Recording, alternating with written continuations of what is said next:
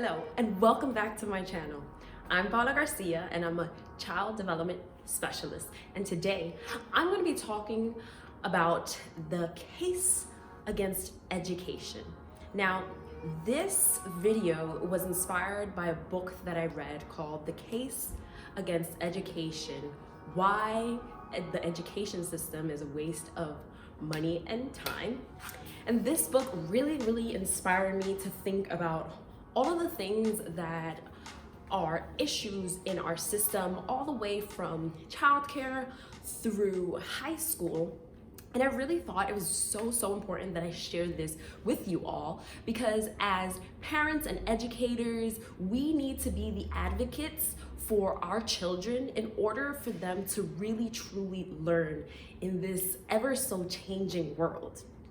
Now, one of the biggest parts of this book is that he talks about the inauthentic learning that occurs in our American public schools. And the biggest problem with inauthentic learning is that you're learning information that you're basically never ever gonna use. So what does that mean? Why are we teaching our kids these certain skills and standards if they are never gonna use this information? And the book really stresses and asks this question as to why are we doing this to our children?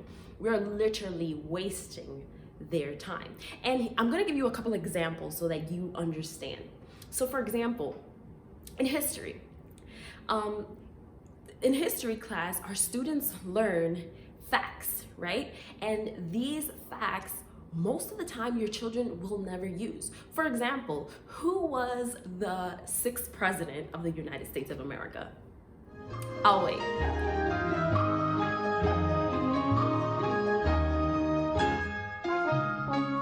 Exactly, you don't know. So why are we teaching this? As an adult, if you can't answer that question and you were taught this as a young child, why are we wasting our time and teaching this kinds of things to our children? Another good example is PE class, right? Our children take PE class. Now, I'm not saying that it's not good for our kids to be active. Of course, our kids need to be active. However, the class was put in place because we've noticed that our kids are less active.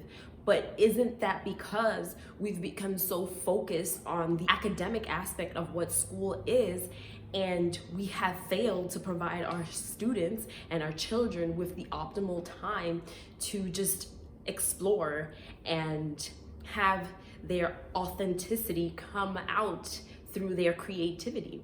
Not often. Our kids spend 8 hours in school and 7 of those they're taking classes. So of course, you're gonna have to incorporate a class like PE. However, as our children get older, and you can look at these statistics, most of our children do not go into becoming like these gym stars or these gym freaks that really love to work out. And there's a lot of people that after they finish their educational career from pre-K all the way until high school, they don't really make the connection between PE and adulthood and how the things you learn in PE can help you in adulthood. So, i.e., making sure that you take some time and work out, because that's what you should have learned from PE, right? However, most students don't do that. So why, again, are we wasting our time on that? I propose an alternative idea, which is maybe we should cut back the hours of academic learning in our schools so that children have that time to exercise their bodies in different ways, right? Instead of just having a PE class. Another one is math, right? A squared equals B squared. A squared plus B squared equals C squared. When was the last time we used this? Like, I'm gonna give you 2 seconds to think about that. Yeah, I've never used that, and I'm an educator, right? Unless you're going into a field where it's math focused, science focused, you're probably never ever gonna use this kind of content. So why are we wasting our children's time? Not only that, they won't be able to tell you how to use that equation once they graduate from high school because it's not relevant, right? It's not relevant. Now, the last example I want to share with you guys, and I know I'm gonna get a lot of backlash from some teachers, but this information needs to be shared because we have a major problem in our education system, and I feel like we just don't talk about it. And it's time that we talk about it so that we create the change that needs to happen in order for our students to be successful in a future that nobody knows how it looks. So for English, we teach this thing called figurative language, right?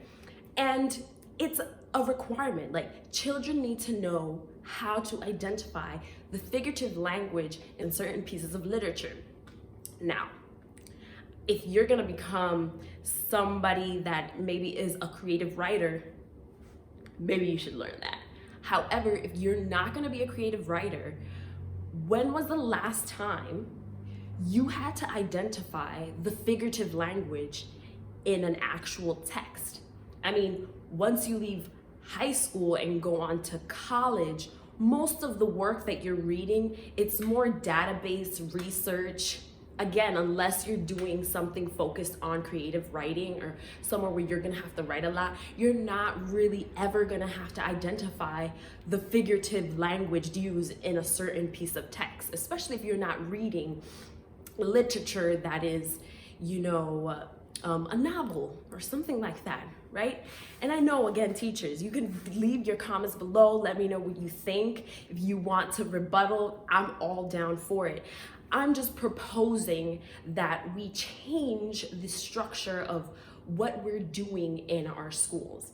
Now, an alternative idea. I propose that we change our classes to communications and comprehension, or C² for my math geeks. And in this class, you would focus on exactly what the class is called: communicating and comprehending what you are reading. I have a big issue with children being forced to read things that they cannot relate with, right? And I think that we have a lot of great teachers that are providing their students with multiple books that they can choose from, and I think that that's in the direction where we should be heading.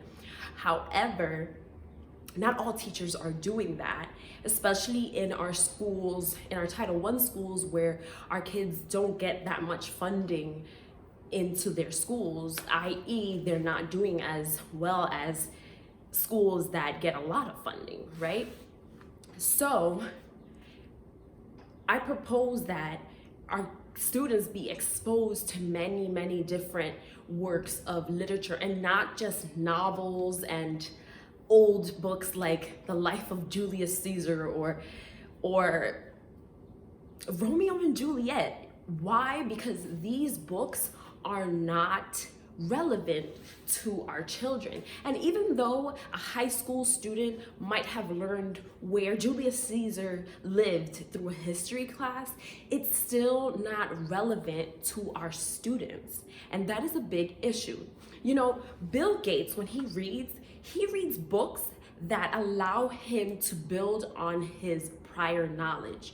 So he reads so that his incremental knowledge could be built up, right? It's like building a house, right? You can't really build the top of the house until the bottom of the house is created, correct? So with the book, the child has to literally feel connected to what's going on in that book in order for them to take pieces of that book and make connections in their brains with other information in their brains in order to produce new information for the world.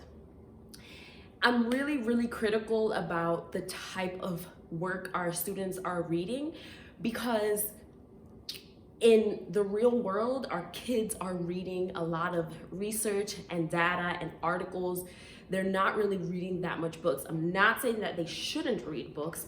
I'm just saying that we should really rethink the kinds of resources that we're providing for our children, because ultimately, when they go into the workforce, what they have learned how to read in high school, it doesn't really transition once they get into college. And then you have this gap where now they have to learn how to analyze and deconstruct these research papers or these articles in order to make those connections that they need to make, so that they can then create work that's going to inform other people in the world.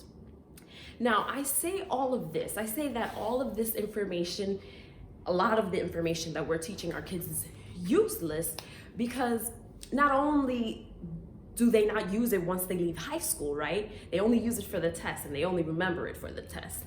But if you look at the PISA test, which is the test that tests all of the countries in the world, all the kids in the world, our kids are ranking 8 in science, 11 in reading, and 30th in math.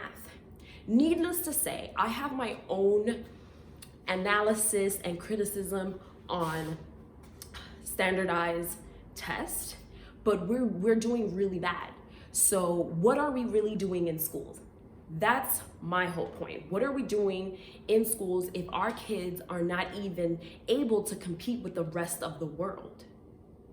Ultimately, what happens with all of our kids who are in a system where they're forced to just ingest all of this information, useless information, especially when it's inauthentic, we begin to create a very dangerous environment for our children, because they become these students that expect to be told what to do instead of doing what they want to do. And now you have a whole generation of kids who are struggling to find out what they want, what is their passion in life, right? Because all their life they've been told what to do, what to learn, how to do it, when to show or prove that you know your knowledge, and then after that, it's gone.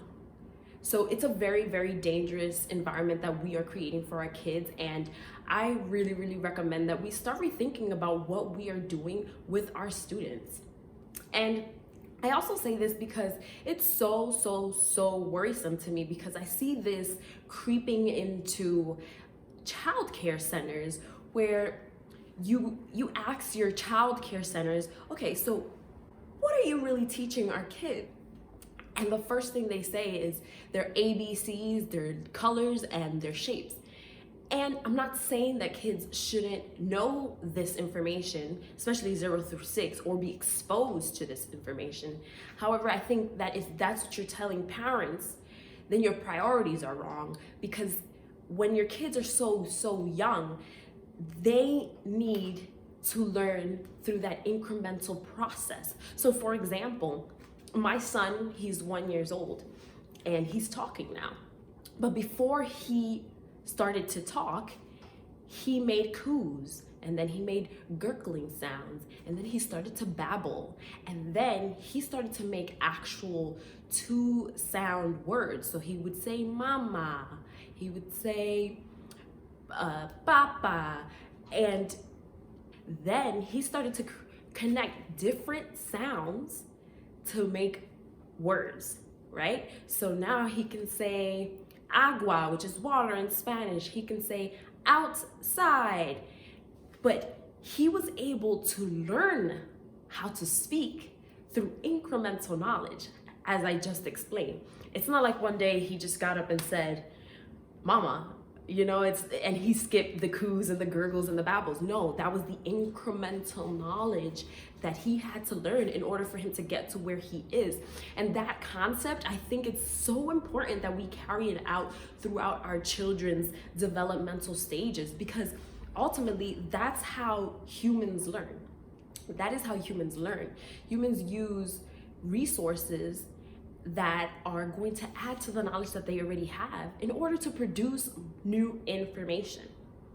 Now, I hope that all of this information was helpful, and I hope that this information helps my fellow educators and parents and family members think outside the box when it comes to educating our children, because we have to remember we are evolving into an ever-changing world which nobody really knows how it's gonna look. And the skills that they really need in life is to be able to communicate effectively, verbally and written, to be able to comprehend what people are saying and what they are reading. And also, they should have basic math skills, especially if they're not going into a math field. Those are the skills that our kids need. And those are the skills that most jobs are really looking for.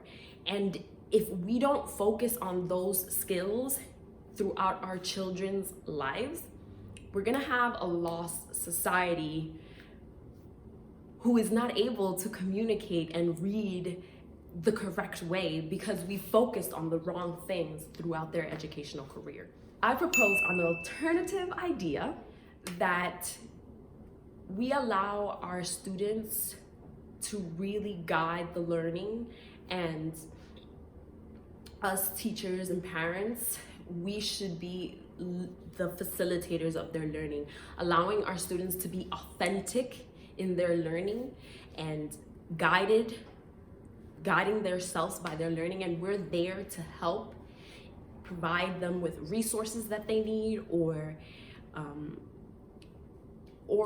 skills that they might be struggling with, in order for them to really develop those skills that they will need after high school.